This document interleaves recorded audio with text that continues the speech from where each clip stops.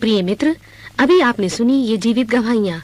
तो आइए सुनते हैं परमेश्वर का सामर्थी वचन जो भाई अजीत होरो द्वारा आप अनुग्रह कार्यक्रम में सुन चुके हैं। श्रोताओं के अत्यधिक आग्रह पर हम इसी रेडियो संदेश को आपके लिए इस ध्वनि कैसेट में प्रस्तुत कर रहे हैं। तो आइए सुनते हैं आज का छुटकारा देने वाला परमेश्वर का वचन परमेश्वर के सेवक भाई अजीत होरो द्वारा। यीशु मसीह के सामर्थी नाम में सभी श्रोताओं को अनुग्रह एवं शांति बहुतायत से मिलती रहे। आमीन। अति प्रिय श्रोता, आज की शाम एक बार फिर से धन्यवाद करने की शाम है, जय जयकार करने की शाम है, विश्वास के साथ महान परमेश्वर से महान आशीषों की आशा करने की शाम है। बेशक आप मायूस हो गए हैं, बेशक आपकी आशाओं के फूल खिलने से पहले ही मुरझा गए हैं, मगर इस समय मेरे अति प्रिय श्रोता, मेरा विश्वास करें, जब तक परमेश्वर जीवित है तब तक आपके पास आशा है। और परमेश्वर आज ही नहीं परंतु युगानुयुग जीवित रहेगा। इसलिए आपके पास सिर्फ आज की शाम के लिए ही नहीं लेकिन युगानुयुग की आशा है। आज की शाम आनंदित हो जाए मेरे प्रिय श्रोता, क्योंकि वो शाम भी आज ही की शाम की तरह थी। उस शाम का वर्णन हमें लूका 24 और उसके 13 से 31 के अंदर मिलता है। बाइबल बताती है, हमारे कृपालु प्रभु यीशु मसीह के क्रूस पर मारे जाने के बाद हर जगह भय छा गया था। विशेषकर उसके चेलों का मनोबल टूट गया था। भांति भांति के प्रश्न उनके मस्तिष्क में उमड़ रहे थे। अब क्या होगा हमारे साथ, अब क्या होगा हमारे भविष्य का। सब कुछ छोड़कर हम उसके पीछे हो लिए थे। हमें ऐसा लगता था कि राज्य मिलेगा, हमें ऐसा लगता था कि पद मिलेगा। चेले सोचते थे, हमें ऐसा लगता था कि हमें प्रतिष्ठा मिलेगी, मगर ये क्या, उसे तो मार डाला गया। आज सब कुछ समाप्त हो गया है। अब हमारा भविष्य अनिश्चित हो गया है। वो तो कहता था, मैं हमेशा तुम्हारे साथ रहूंगा, लेकिन आज वो हमारे साथ नहीं है। हाँ मेरे अति प्रिय श्रोता, चेलों का मनोबल टूट गया था और उन्हें अपने सामने मौत दिखाई पड़ रही थी। उनका सड़कों पर निकलना मुश्किल हो गया था। मेरे अति प्रिय श्रोता, अपने जीवन के सबसे कठिन दौर से यीशु मसीह के चेले गुजर रहे थे। बाइबल बताती है, एक दिन की बात है, यीशु मसीह के 2 चेले बड़े टूटे हुए दिल से एक गाँव की ओर जा रहे थे। उस गाँव का नाम उम्माउस था। मेरे अति प्रिय श्रोता, उम्माउस गाँव यरूशलेम नगर से 7 मील की दूरी पर स्थित था। शाम ढलती जा रही थी, अंधेरा बढ़ता जा रहा था, पक्षियों का चहचहाना शांत हो चुका था, सूर्य की आखिरी किरण भी दम तोड़ चुकी थी। मानो रात का काला अंधेरा आकर सब कुछ निगल जाना चाहता था। आशाहीन, यीशु मसीह की मृत्यु से विचलित, भविष्य की शंकाओं से ग्रसित वो चेले शाम को उम्माउस गांव की ओर जा रहे थे। बाइबल बताती है, वो आपस में बातचीत कर रहे थे। मेरे अति प्रिय श्रोता, वो वैसी ही शाम थी जैसी आज की शाम है। चेले टूट चुके थे। शायद आज की शाम आप भी किसी गहरे आघात के कारण टूट चुके हैं। शायद आपकी बीमारी और कंगाली ने आपको तोड़ दिया है। चेले सहमे हुए थे, क्या पता क्या होगा, हम नहीं जानते हमारे भविष्य का क्या होगा। शायद आप भी इस समय सहमे हुए हैं, क्या पता मेरे भविष्य का क्या होगा। मेरे अति प्रिय श्रोता, वो उम्माउस गांव की ओर जा रहे थे, आप अस्पताल की ओर जा रहे हैं। वो उम्माउस गांव की ओर जा रहे थे, आप कचहरी की ओर जा रहे हैं। मेरे अति प्रिय श्रोता, बाइबल ये नहीं बताती कि वे उम्माउस गांव की ओर क्यों जा रहे थे। संभवतः यीशु मसीह के मरने के बाद उनकी जीविका की सारी आशाएं खो चुकी थीं। शायद वो अपनी जीविका के सिलसिले में या किसी व्यवसाय के सिलसिले में उम्माउस गांव जा रहे थे। शायद वे नौकरी ढूंढने के लिए उम्माउस गांव जा रहे थे, क्योंकि यीशु मसीह मर चुका था। शायद आज आप भी इस प्रकार से कहते हैं, मैंने जी जान से पढ़ाई की, मेरे माता पिता ने पेट काट कर मुझे अध्ययन कराया, मेरे सामने बड़ी बड़ी आशाएं थी, लेकिन आज ऐसा लगता है कुछ नहीं बचा। बेरोजगारी ने मेरे जीवन को तोड़ कर रख दिया है। हाँ, बेरोजगारी का अंधकार मेरे जीवन के ऊपर छाता जा रहा है। मेरे अति प्रिय श्रोता, बेरोजगारी का अंधकार, इस समय ध्यान से सुने, बेरोजगारी का अंधकार उम्माउस गांव के ऊपर छाने वाले रात के गहरे अंधकार से कहीं ज्यादा भयानक होता है। शाम का समय था, चेले उम्माउस गांव की ओर जा रहे थे, अंधकार छा रहा था, चेले उम्माउस की ओर जा रहे थे। और शायद आज आप किसी नई संभावना की तलाश में किसी उम्माउस गांव की ओर जा रहे हैं मेरे अति प्रिय श्रोता, और शायद आपको ऐसा लगता है, क्या पता मंजिल कब मिलेगी। शायद आप इस तरह से कहते हैं, पिछले 10 साल हो गए किसी नई संभावना की तलाश करते हुए। हाँ, पिछले 10 सालों से मैं उम्माउस गांव की यात्रा कर रहा हूँ। 10 साल हो गए नौकरी के लिए आवेदन करते हुए। हाँ, पिछले 18 वर्षों से मेरी चिकित्सा चल रही है, लेकिन उम्माउस गांव नहीं दिखता। हमारी शादी को वर्षों बीत गए, लेकिन आज तक हमारे घर में झगड़े और द्वेष हैं। हमारी शादी को वर्षों बीत गए हैं, लेकिन आज तक संतान की आशीष नहीं मिली। क्या पता कहाँ है उम्माउस गांव, क्या पता कब हम पहुंचेंगे उम्माउस गांव की ओर। मेरे अति प्रिय श्रोता, चेले बहुत बेचैन थे और आपस में बातचीत कर रहे थे, क्या पता क्या होगा हमारा। हाँ मेरे प्रिय श्रोता, शायद आप भी बातचीत कर रहे हैं, क्या पता क्या होगा मेरे भविष्य का। आपका मेडिकल एग्जामिनेशन होता है और आप देखते हैं 2 डॉक्टर बड़े दबे हुए स्वरों में आपकी मेडिकल रिपोर्ट के बारे बातचीत कर रहे हैं। आप कहते हैं, हाय ना जाने मेरा क्या होगा। मेरे अति प्रिय श्रोता, परमेश्वर के दास भक्त अय्यूब ने अय्यूब 14:1 में इस प्रकार से कहा, मनुष्य जो स्त्री से उत्पन्न होता है वो थोड़े दिनों का और दुख से भरा रहता है। हाँ मेरे अति प्रिय श्रोता, इस समय ध्यान से सुने। मैं इस समय आपको एक बड़े गंभीर आत्मिक भेद की बात बताना चाहता हूँ। बाइबल कहती है मनुष्य जो स्त्री से उत्पन्न होता है वो थोड़े दिनों का और दुख से भरा होता है। लेकिन मेरे अति प्रिय श्रोता, मैं इस बात को मानता हूँ, लेकिन मेरे अति प्रिय श्रोता एक बात ध्यान से सुने। जिस बाइबल में ये लिखा है कि मनुष्य जो स्त्री से उत्पन्न होता है वो दुख से भरा होता है, उसी बाइबल में ये भी लिखा है कि मनुष्य आत्मा से भी उत्पन्न होता है। हाँ, ये एक सच्चाई है। जो स्त्री से उत्पन्न होता है वो थोड़े समय का और दुख से भरा होता है, लेकिन जो आत्मा से उत्पन्न होता है वो थोड़े समय का नहीं वरन युगानुयुग बना रहता है, और वो दुख से भरा हुआ नहीं वरन उसके सर पर अनंत आनंद गूंजता रहता है। मेरे अति प्रिय श्रोता, आज की शाम आनंदित हो जाएं। आप किसी भी उम्माउस गांव की ओर क्यों ना जा रहे हो, ध्यान से सुने। परमेश्वर के वचन के आधार पर मैं जानता हूं आपके लिए आशा है, क्योंकि बाइबल बताती है चेले उम्माउस गांव की ओर पहुंचे भी ना थे कि यीशु मसीह उनके सामने प्रकट हो गया। ना सिर्फ वो प्रकट हुआ, लेकिन उसने चेलों के साथ बातचीत भी की और भोजन भी किया। मेरे अति प्रिय श्रोता, मेरे अति प्रिय जवान श्रोता भाई, मेरी जवान श्रोता बहन, इस समय जब आप अनुग्रह कार्यक्रम सुन रहे हैं, ध्यान से सुने। बेशक आप उस गांव की ओर जा रहे हैं, बेशक लज्जा, बीमारी और कंगाली ने आपको घेर लिया है, लेकिन भजन संहिता 25:3 में बाइबल इस प्रकार से कहती है,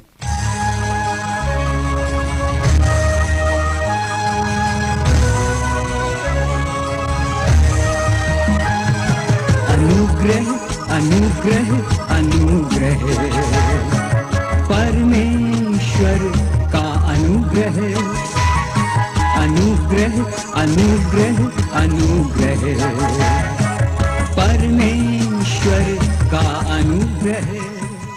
मेरे अति प्रिय जवान श्रोता भाई, मेरी जवान श्रोता बहन, इस समय जब आप अनुग्रह कार्यक्रम सुन रहे हैं, ध्यान से सुने। बेशक आप उम्माउस गांव की ओर जा रहे हैं, बेशक लज्जा, बीमारी और कंगाली ने आपको घेर लिया है, लेकिन भजन संहिता 25:3 में बाइबल इस प्रकार से कहती है, जितने तेरी बाट जोते हैं वो लज्जित ना होंगे। भजन संहिता 34:18 में बाइबल कहती है, यहोवा टूटे मन वालों के निकट रहता है और वो जो पिसे हुए हैं उनका उद्धार करता है। यशायाह 41:13 में बाइबल इस प्रकार से कहती है। हाँ मेरे अति प्रिय श्रोता, आप जो उम्माउस गांव की ओर जा रहे हैं, इस समय ध्यान से सुने। यशायाह 41:13 में बाइबल कहती है, मैं तेरा परमेश्वर यहोवा हूँ, मैं तेरा दाहिना हाथ पकड़ कर कहूंगा, मत डर, क्योंकि मैं तेरी सहायता करूंगा। मेरे अति प्रिय श्रोता, इस समय आप किसी भी हाल में क्यों ना हो, इस समय आप चिल्लाकर कह सकते हैं, प्यारे परमेश्वर, आपका वचन कहता है कि तू पक्षपात नहीं करता। चेले उम्माउस गांव की ओर जा रहे थे, चेले अपने भविष्य के प्रति आशंकित और भयभीत थे। चेलों के सामने जीवन की कोई आशा नहीं बची थी, लेकिन आपका वचन कहता है, आपने उन चेलों से मार्ग में भेंट की, आपने उन चेलों से मार्ग में बातचीत की, आपने उन चेलों के साथ भोजन किया। इस समय मैं अपने मन की पीड़ा को तेरे सामने उंडेल कर रख देता हूँ। बीमारी मुझे निगलती जा रही है, मेरे पेट का फोड़ा कैंसर में बदल रहा है। क्या करूं मैं अपनी ढेर सारी डिग्रियों का, क्या करूं मैं अपने ढेर सारे प्रमाण पत्रों के पुलिंदों का। हाँ ये सच है, मैं भी उम्माउस गांव की ओर जाने वाला एक बीमार और बदनाम मुसाफिर हूँ। मैं नहीं जानता मेरे बच्चों का क्या होगा। झूठे आरोप लगाकर मुझे मुकदमों में फंसा दिया गया है। हाँ मैं उम्माउस गांव की ओर जा रहा हूँ। हाँ इस समय आज इसी समय तू आकर मुझसे भेंट कर। मेरे अति प्रिय श्रोता विश्वास करें, क्योंकि परमेश्वर पक्षपात नहीं करता, इसलिए यदि वो उम्माउस गांव के मार्ग पर जाने वाले चेलों से भेंट कर सकता था, तो आज की शाम निश्चय वो आपसे भी भेंट करेगा। मेरे अति प्रिय श्रोता, भजन संहिता 103 और उसके 13 में बाइबल इस प्रकार से कहती है, जैसे पिता अपने बालकों पर दया करता, वैसे ही यहोवा अपने डरवैयों पर दया करता है। मेरे अति प्रिय श्रोता, अपना दिल छोटा ना करें, क्योंकि जब तक परमेश्वर जिंदा है तब तक आपकी उम्मीदें भी जिंदा हैं, और जब तक परमेश्वर युगानुयुग जिंदा है तब तक आपकी उम्मीदें भी युगानुयुग जिंदा रहेंगी। मुझे एक घटना याद आती है। मेरा बचपन बिहार राज्य के एक नगर रांची के पास खरसीदा गांव में बीता। मैंने अपने माता पिता को कभी नहीं देखा, लेकिन परमेश्वर का भय मानने वाली एक दयालु स्त्री ने मुझे पाला और बड़ा किया, जो आज मेरी माँ है। मेरे अति प्रिय श्रोता, बचपन से ही मैंने घनघोर आर्थिक अभाव का सामना किया। मुझे आज भी याद है मीलों पैदल चलकर रांची में स्कूल जाना, स्कूल में मिलने वाले दलिये को खाकर अपने दोपहर का समय बिताना। आज भी मुझे याद है मेरी वो खाली जेबें, जिसमें कभी कुछ नहीं हुआ करता था। हाँ मेरे प्रिय श्रोता, धीरे धीरे मैं बड़ा होने लगा। जवानी की दहलीज पर जब मैंने कदम रखा, तो हर युवा व्यक्ति की तरह मेरे मन में भी हसरतों और अरमानों का सागर लहरा रहा था। जब मैं अपने मित्रों के माता पिता को देखता, तो मेरे मन में बड़ी अजीब सी भावना समा जाती, क्योंकि वे बड़े बड़े अधिकारियों के पुत्र थे और उनके पास सब कुछ था। हाँ मेरे अति प्रिय श्रोता, जब मैंने अपने कॉलेज की पढ़ाई समाप्त की तो मेरी दशा बड़ी दयनीय हो गई, क्योंकि बूढ़ी माँ को पालना और अपनी आवश्यकताओं को पूरा करना मेरे सामने एक बहुत बड़ा प्रश्न चिन्ह बनकर खड़ा हो गया था। मैंने 1-2 जगह आवेदन भी किया, मगर असफलता ही हाथ लगी। अक्सर मैं अकेला बैठा आंसू बहाता। मेरे अति प्रिय श्रोता, हाँ, बड़ी नाउम्मीदी के साथ मेरे उम्माउस गांव का सफर शुरू हो चुका था। मैं नहीं जानता था आगे क्या होगा, मैं नहीं जानता था मेरे परिवार का क्या होगा। लोग मुझे अक्सर हंसते गाते और बजाते हुए देखा करते थे, लेकिन शायद ही कोई ऐसा था जो मेरे दिल की पीड़ा को वास्तव में समझ सकता था। मेरे बहुत सारे मित्र एक एक करके ऊंची ऊंची नौकरियों में लगते चले गए, मैं पीछे छूटता चला गया। हाँ मेरे प्रिय श्रोता, वो कनान पहुंच चुके थे और मैं उम्माउस के मार्ग पर घिसट रहा था। मेरे अति प्रिय श्रोता, आज भी मुझे वो दिन याद आते हैं, लेकिन मेरे अति प्रिय श्रोता, आज जब मैं उस काल को याद करता हूँ तो मेरा मन धन्यवाद से भर जाता है, क्योंकि यदि मैं उम्माउस गांव की ओर नहीं जाता तो शायद मेरा यीशु मसीह मुझसे भेंट नहीं करता। मेरे अति प्रिय श्रोता, आज की शाम आप कहाँ खड़े हैं? हो सकता है आज आपको ऐसा लगता है कि आपका रास्ता बहुत लंबा है। हाँ मेरे प्रिय श्रोता, इसी लंबे रास्ते में आपसे यीशु मसीह भेंट करेगा। शायद आप इस प्रकार से कहते हैं, मेरी स्थिति बड़ी दयनीय हो गई है। हजारों श्रोताओं के पत्र हमारे पास आते हैं। एक बहन का पत्र आज भी मुझे याद है, भाई मेरे 4 छोटे छोटे बच्चे हैं। पिछले ही वर्ष एक दुर्घटना में मेरे पति का देहांत हो गया। उसके बाद हमें देखने वाला आज कोई नहीं। आर्थिक रूप से मेरी स्थिति बड़ी नाजुक है, मैं एक अबला हूँ। मेरे अति प्रिय श्रोता, बहुत सारे छात्र हमें पत्र लिखते हैं, अजीत भाई हमारे लिए कृपया प्रार्थना करें, पढ़ाई बहुत अधिक है, हमें कुछ समझ में नहीं आता। मुझे ऐसा लगता है मानो मैं उम्माउस गांव पर चलने वाला बहुत कमजोर इंसान हूं। मेरे अति प्रिय श्रोता, मुझे एक घटना स्मरण आती है। 18वीं शताब्दी का आरंभ था। उन दिनों यूरोप हर प्रकार से पिछड़ा माना जाता था। लोगों का जीवन बीमारी और गरीबी में बीतता था। एक दिन की बात है, स्कॉटलैंड के एक छोटे से गाँव में एक बालक अपने घर की रसोई में अपनी माँ के साथ बैठा हुआ था। माँ खाना बना रही थी। जब भी चूल्हा बुझने लगता, उसकी माँ अंगीठी पर फूंक मारती। अंगीठी पर एक बड़ी सी डेगची रखी हुई थी और पानी को गर्म किया जा रहा था। मेरे अति प्रिय श्रोता, वो छोटा बच्चा बड़े कौतूहल के साथ पानी को गर्म होता हुआ देख रहा था। बर्तन से भाप निकलती थी और वायुमंडल में विलीन हो जाती थी। हाँ, सामान्य सी भाप जो थोड़ी देर के दिखाई पड़ती और फिर लोप हो जाती है। अय्यूब 4:14 में भाप की कमजोरी को दर्शाते हुए बाइबल कहती है, सुन तो लो, तुम्हारा जीवन है ही क्या? तुम तो मानो भाप के समान हो, जो थोड़ी देर दिखाई देती और फिर लोप हो जाती। मेरे अति प्रिय श्रोता, भाप बड़ी निर्बल और क्षणिक सी होती है। शायद आज आप भी इसी प्रकार से कहते हैं, मेरा जीवन है ही क्या? मेरा जीवन भाप और वायु से बढ़कर कुछ नहीं। मैं एक अक्षम और कमजोर मनुष्य हूँ। ओ मुझसे कुछ नहीं हो सकता। ओ मुझसे पढ़ाई हो ही नहीं सकती। जीवन की सच्चाइयाँ चट्टान के समान है, लेकिन मेरी हैसियत भाप के समान निर्बल। भाप हमेशा नश्वरता और कमजोरी को दिखाती है। हाँ मेरे प्रिय श्रोता, स्कॉटलैंड के छोटे से गाँव की रसोई में बैठा हुआ वो बच्चा भाप को उड़ता हुआ देख रहा था। थोड़ी देर तक तो उसने ध्यान नहीं दिया, लेकिन अचानक वो बुरी तरह चौंक गया जब उसने देखा उबलते हुए पानी की भाप उस बर्तन के ढक्कन को ऊपर उठा रही है। कहाँ वो कमजोर सी भाप और कहाँ वो लोहे का भारी सा ढक्कन। मेरे अति प्रिय श्रोता, वो बच्चा आश्चर्य से भाप की शक्ति को देखता रहा। मेरे प्रिय श्रोता, क्या आप जानते हैं, ऐसा नहीं है कि इससे पहले किसी ने पानी नहीं उबाला था।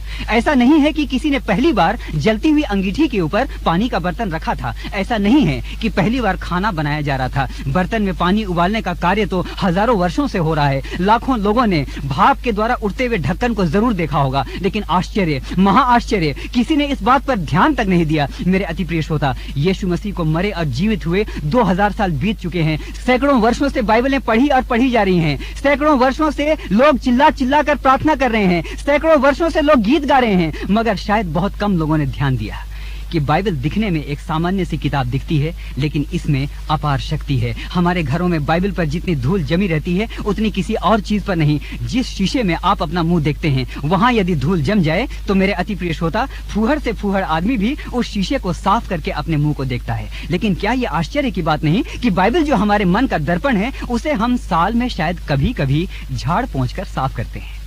अगर कोई मुझसे पूछे, ब्रदर कितनी बार बाइबल पढ़ूं, तो मेरा उत्तर होगा, मेरे भाई या मेरी बहन, कम से कम उतनी बार जरूर पढ़िए जितनी बार आप दिन में आईना देखते हैं। मेरे अति प्रिय श्रोता, कई बार प्रार्थना करना भाप के समान मामूली लगता है, लेकिन स्मरण रहे, प्रार्थना की शक्ति बड़े बड़े बंद ढक्कनों को उठा सकती है। हाँ तो मेरे प्रिय श्रोताओं, वो बच्चा भाप से उठते हुए ढक्कन को देख रहा था और उसने उसी दिन संकल्प कर लिया कि वो भाप के बारे में और अधिक प्रयोग करेगा। धीरे धीरे वो बच्चा जवान हो गया, लेकिन उसका प्रयोग चलता रहा। घनघोर गरीबी के कारण उसके पास इतना धन भी नहीं था कि वो अपने प्रयोगों को जारी रख सके, लेकिन तो भी उसने अपने प्रयोग को जारी रखा। लोग अक्सर उसकी हंसी उड़ाया करते, बड़ा आया भाप पर प्रयोग करने वाला। मेरे अति प्रिय श्रोता, उसके कई प्रयोग असफल हुए, उसकी कई मशीनें भाप के दबाव के कारण फट गईं। ऐसा कहते हैं जब उसकी मशीन फट जाया करती थी तो लोग और जोर जोर से ताली बजाकर हंसा करते थे, लेकिन वो लगा रहा। भाप बड़ी कमजोर होती है, लेकिन उसकी सामर्थ्य को उसने पहचान लिया था। मेरे अति प्रिय श्रोता, लोग जितना अधिक हंसते उतने ही दूने उत्साह से वो प्रयोग करने में लग जाता, और आखिर वो समय आ गया। 1765 में उसने एक सफल भाप का इंजन बना ही लिया,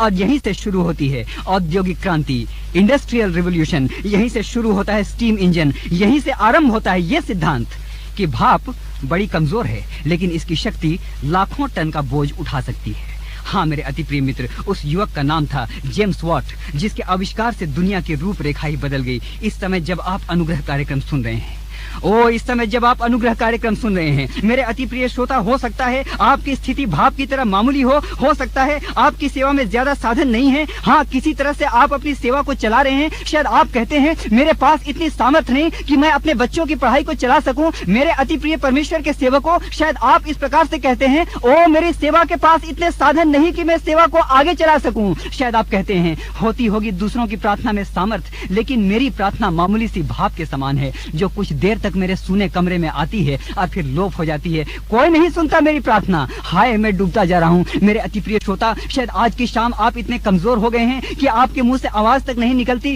लेकिन जान लें भाप में सामर्थ्य है। भाप का वजन कुछ नहीं होता, लेकिन वो लाखों टन का वजन उठा सकती है। विश्वास करें, आपकी प्रार्थना को परमेश्वर तुच्छ नहीं जानता। इसी समय जब आप अनुग्रह कार्यक्रम सुन रहे हैं, विश्वास करें भाप में शक्ति है, आप में शक्ति है। शराब के नशे में डूबे हुए श्रोताओं, ड्रग्स के नशे में डूबे हुए श्रोताओं, व्यभिचार में डूबे हुए श्रोताओं, शायद आपको ऐसा लगता है आपने ये सब छोड़ने की पूरी कोशिश कर ली, लेकिन आपसे नहीं होता। लेकिन विश्वास करें, भाप मामूली है, लेकिन भाप में शक्ति है। संत पौलुस ने कहा, हमारी निर्बलता में परमेश्वर की सामर्थ्य सिद्ध होती है। हाँ मेरे प्रिय श्रोता, इसका कोई अर्थ नहीं कि आप कितने बीमार हैं, इसका कोई अर्थ नहीं कि आप कितने लाचार हैं, इसका कोई अर्थ नहीं कि आप कितने कमजोर हैं, लेकिन आज की शाम सिर्फ एक बात महत्व रखती है, और वो ये कि परमेश्वर आपसे प्रेम करता है, और उसका प्रेम निर्बलों को बलवान बनाता है। यशायाह 40:31 में बाइबल कहती है, जो यहोवा की बाट जोहते हैं वे नया बल पाते जाएंगे, वे उकाबों की नहीं उड़ेंगे, वे दौड़ेंगे और श्रमित ना होंगे, वे चलेंगे और थकित ना होंगे। मेरे अति प्रिय श्रोता, स्मरण रखें, यदि मामूली सी भाप लाखों टन वजन उठा सकती है, तो स्मरण रखें, आप भाप नहीं, लेकिन आप परमेश्वर की संतान हैं। इसी समय उत्साहित हो जाएं। उम्माउस गांव की ओर जाने वाले चेलों का जीवन आशा रहित हो गया था। वे भाप की नहीं दुर्बल हो गए थे, लेकिन जब ये उतरी तो उन्हीं मामूली लोगों ने सुसमाचार को सारे जगत में फैला दिया। आप निर्बल हैं, लेकिन आप में अपार शक्ति है। आप निर्बल हैं, लेकिन आप में अपार शक्ति है। संत पौलुस ने कहा, वो जो मुझसे प्रेम करता है उसमें मैं सब कुछ कर सकता हूँ। इसी समय उत्साहित हो जाएं। आज आपके जीवन के हर बंद बर्तनों को परमेश्वर की सामर्थ्य खोल देगी। किसी भी बर्तन में आप कैद क्यों ना हो, आज परमेश्वर आपको नई सामर्थ्य भरेगा। अपने अपने मनों को तैयार करें। आपके जीवन के जिस मार्ग में उम्माउस गांव पड़ता है, उसी के आगे कनान है। मैं इतना जानता हूँ, हन्ना निसंतान थी और वो परमेश्वर के भवन में जाकर बुड़बुड़ाने लगी। हाँ, एली याजक ने सोचा वो मदिरा पीकर आई है, उसकी प्रार्थना सुनाई तक नहीं पड़ रही थी, भाप के समान दुर्बल प्रार्थना, लेकिन उसी प्रार्थना ने उसे शमूएल जैसा बेटा दिया, जो इसराइल का पहला नबी बना। जंगल में हाजिरा भटक रही थी। हाँ, उसका बेटा इस्माइल प्यास से मर रहा था, वो चिल्ला चिल्ला कर रो रही थी। हाँ, जंगल में उसका रुदन कौन सुन सकता था? भाप की तरह तुच्छ उसके रुदन को सुनने वाला कोई नहीं था। लेकिन उसी हाजिरा की निर्बल प्रार्थना ने इस्माइल को एक बहुत बड़ी जाति का पिता बना दिया। मूसा जन्म के कुछ ही दिनों के बाद एक टोकरी में डालकर नील नदी में छोड़ दिया गया, और निर्बल सा बालक, हाँ मेरे अति प्रिय श्रोता, भाप की तरह निर्बल सा बालक एक समूचे इस्राएली राष्ट्र का महान अगुआ बना। मेरे अति प्रिय श्रोता, कार्यक्रम के अंत में हम प्रार्थना करेंगे। जब इस गीत को हम गाते हैं, अपने अपने मनों को तैयार करें। हाँ मेरे अति प्रिय श्रोता, इसी तरह शाम का गहरा अंधकार है। आज की शाम हो सकता है आपके सामने बड़ी डरावनी सी शाम है। हो सकता है आज ही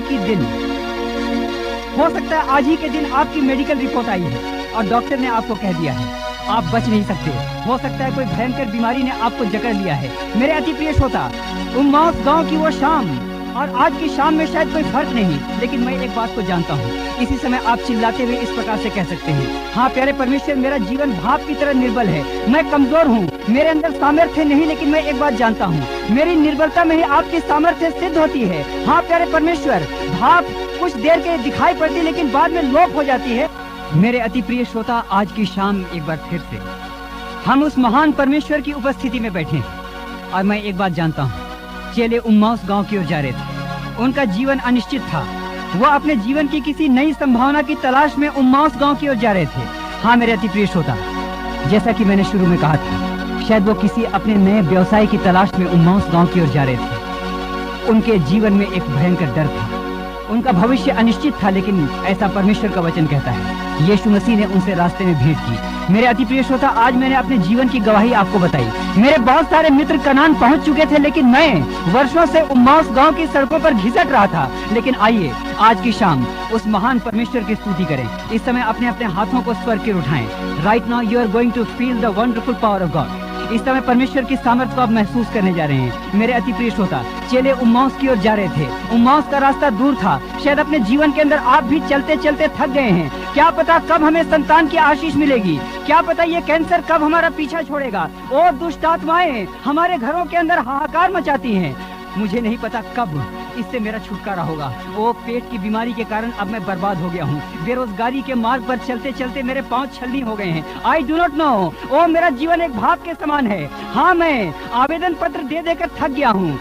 कोई मेरी सुनवाई नहीं होती, कहीं मेरी सुनवाई नहीं होती। मुझे ऐसा लगता है मेरी प्रार्थना एक भाप के समान है, जो मेरे सूने कमरे में आती और वो उसी प्रकार से लोप हो जाती है। लेकिन मेरे अति प्रिय श्रोता, आज मैं आपको कहना चाहता हूँ, आज आपके पास एक अवसर है। इस समय आप कह सकते हैं, यद्यपि मैं भाप के समान निर्बल हूँ, यद्यपि मैं एक धूल और धुएं के समान कमजोर हूँ, लेकिन मैं जैसा हूँ, जिस हाल में हूँ, इस समय मैं तेरे पास आता हूँ और मैं जैसा हूँ, इस समय तू मुझे आशीष दे। मेरे अति प्रिय श्रोता, अपने अपने हाथों को स्वर के उठाएं। इस गीत को जबकि मैं गाता हूँ, मेरे साथ इस समय इस गीत को गाएं। आंसुओं को बहने दें। Just as I am without a plea, मैं जैसा बिना किसी योग्यता के हूँ, मैं जिस हाल में हूँ। आज की शाम अनुग्रह कार्यक्रम के इस विशेष रेडियो प्रसारण में मैं इस समय आपके सन्मुख आता हूँ। इस समय मुझे आशीष दे। आइए इस समय कहें, जैसा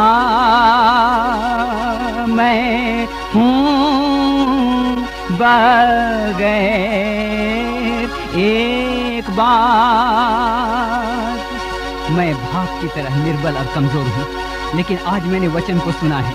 भाप की सामर्थ्य बड़े बड़े बंद ढक्कनों को खोल सकती है। और इसलिए मैं कहता हूँ, पर तेरे लहू से हयात अब तेरे नाम से है नजात।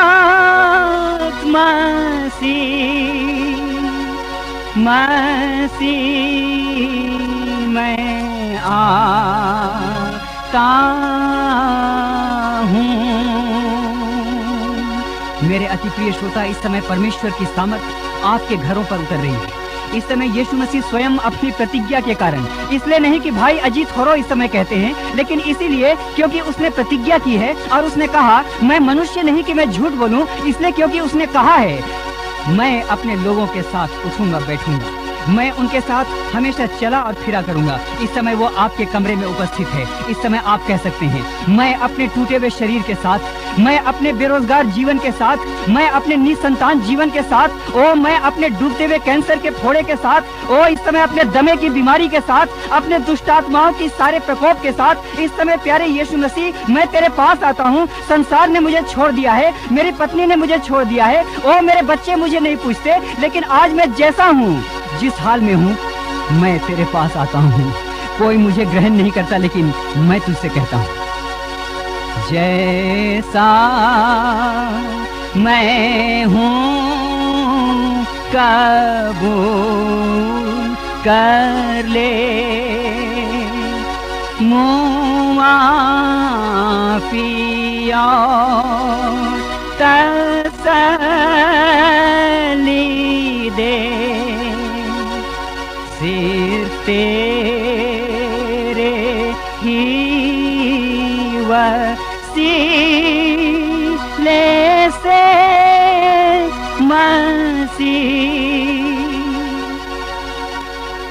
मसीह मैं आता हूँ।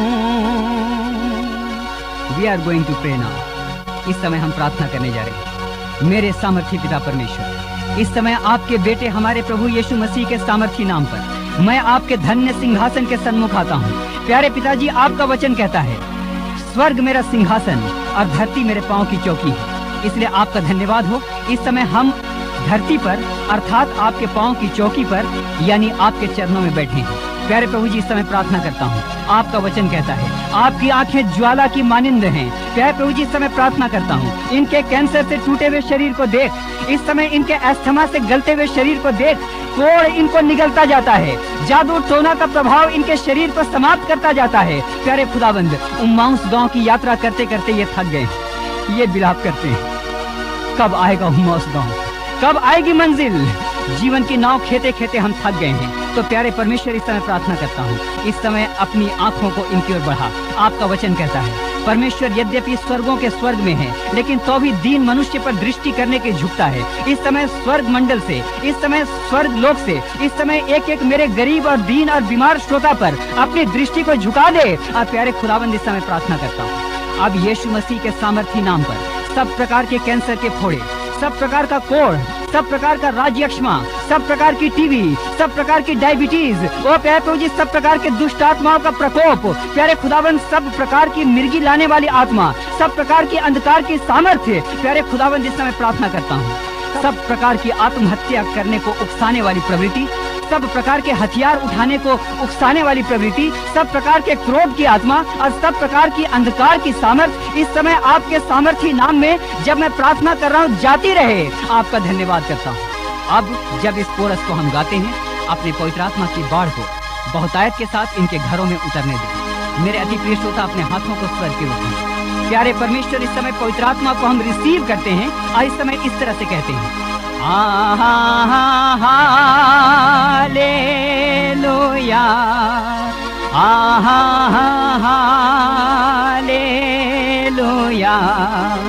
हालेलुया,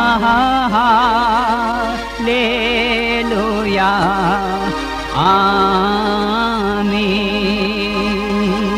अपनी आवाज को उठाकर और एक बार गाते हुए इस प्रकार से कहें, हालेलुया,